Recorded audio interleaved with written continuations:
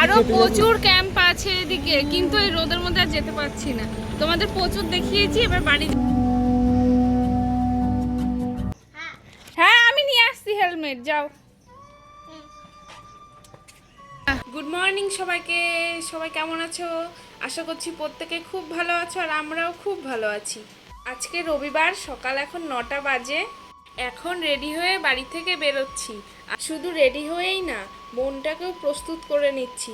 কারণ কি তোমরা কি জানো? হ্যাঁ, ঠিকই ধরেছো, আজকে শ্রাবণ মাসের দ্বিতীয় রবিবার। আজ রাস্তা দিয়ে যাবে ভক্তির পদযাত্রা। হাজারো মানুষের মুখে একটাই নাম, ভোলেনাথ।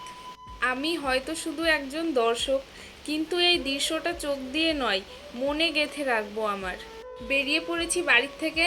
তোমরা তো দেখতেই পাচ্ছ যে বাড়ির বাইরের লোক যাচ্ছে তারকেশ্বরের পথে, আর আমি চললাম সেই পথের কিছু অংশটা রেকর্ড করতে।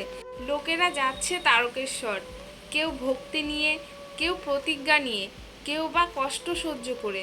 আমি হয়তো হাঁটছি না, কিন্তু আমারও একটা যাত্রা শুরু হয়েছে।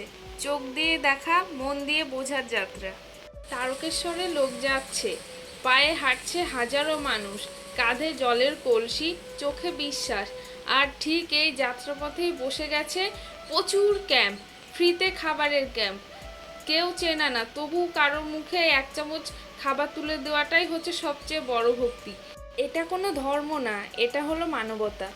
রাস্তায় কেউ দাঁড়িয়ে আছে হাতে করে জলের বোতল নিয়ে, কেউ বা থালায় করে খাবার নিয়ে, না চাইতেই পেয়ে যাচ্ছে ভক্তরা। শিব শুধু মন্দিরেই থাকে না, এমন মানুষদের মধ্যেও থাকেন। যারা এই প্রথমবার বাবার কাছে যাচ্ছেন, তাদের উদ্দেশ্যেই কথাটা বলছি। এই প্রথম যাচ্ছেন, ভয় পাবেন না। না রাস্তাকে, না ক্লান্তিকে, না মানুষকে। যারা প্রথমবার, তাদের জন্য রইল অনেক অভিনন্দন ও ভালোবাসা। অনেক হাত আছে যারা জল দেবে, খাবার দেবে, আর দরকার পড়লে ডাক্তারও পেয়ে যাবেন। কেননা রাস্তার দুপাশে শুধু ফ্রিতে খাবারেরই ক্যাম্প বসেনি, ফ্রিতে বিনামূল্যে একদম হেলথ ক্যাম্পও বসেছে। আপনার দরকার পড়লে আপনি ডাক্তারবাবুকেও দেখিয়ে নিতে পারবেন। যে পথে হাজারো মানুষ হাঁটে, সেখানে তো ক্লান্তি আসবেই, কিন্তু সেই ক্লান্তিকে শান্তিতে বদলে দেওয়ার জন্য রাস্তায় বানানো হয়েছে বিশ্রামের জায়গা।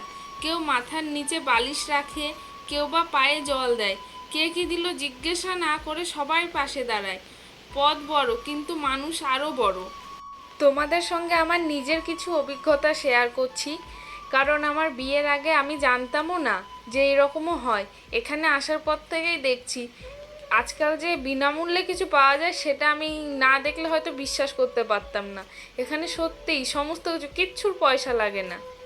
এতদিন শুধু শুনেছি, আজকে নিজের চোখে দেখলাম। এতক্ষণ যে তোমরা দেখলে রাস্তার দুপাশে বড় বড় প্যান্ডেল করা, সেগুলো আর কিছুই না, সব খাবারের ক্যাম্প হচ্ছে। আর সমস্ত ক্যাম্পের সামনে একটা করে গাড়ি দাঁড়িয়ে আছে, দেখতে পাচ্ছ? সমস্ত গাড়িতে বাজার দোকান করে আনা হচ্ছে, ওইগুলোই সব রান্না হবে, দুপুর থেকে খাওয়া দাওয়া শুরু হবে। সেই তোড়জোড় চলছে এখন।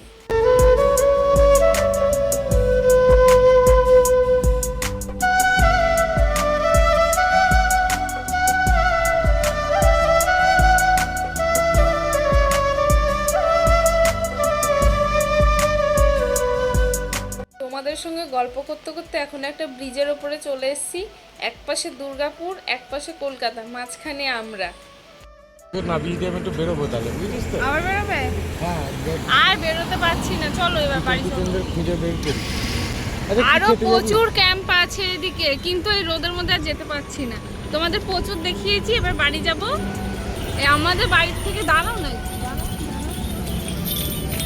আমাদের বাড়ির থেকে মাত্র 3 কিলোমিটার, এইটুকু যেটুকু এলাম, তার মধ্যে 20 থেকে 30টার বেশিই হবে। আর অনেক আমি তুলিনি, আরো এ রয়েছে, এর জন্য আমি তুলতে পারিনি। অনেক 30টার বেশি হবে যা ক্যাম্প আছে এর মধ্যে। আরো এই রবিবার হলে পরে ক্যাম্প ছাড়া নিজেরা ছোট ছোট করে গাড়ি নিয়ে আসে, নিয়ে এসে গাড়ি করে নিজেরাই খেতে দেয়। কে হচ্ছে কি বেশ বলো ওটাকে, আইসক্রিম, লাড্ডু, এটা লাগাবো। আচ্ছা, আইসক্রিম, লাড্ডু, মিষ্টি, শরবত, তারপর আরো কি সব দেয়, মিষ্টি ভেজানো জল, চকলেট, ফ্রুটি, জল, ওগুলো তো সব, হ্যাঁ সমস্ত কিছু দেয়, সব ফ্রি জল। আমাদের ভিডিওটি যদি আপনার ভালো লাগে, তাহলে সাবস্ক্রাইব করে একটা কমেন্ট করে পাশে থাকবেন। দেখা হবে পরের একটি ব্লগে। ভালো থাকবেন।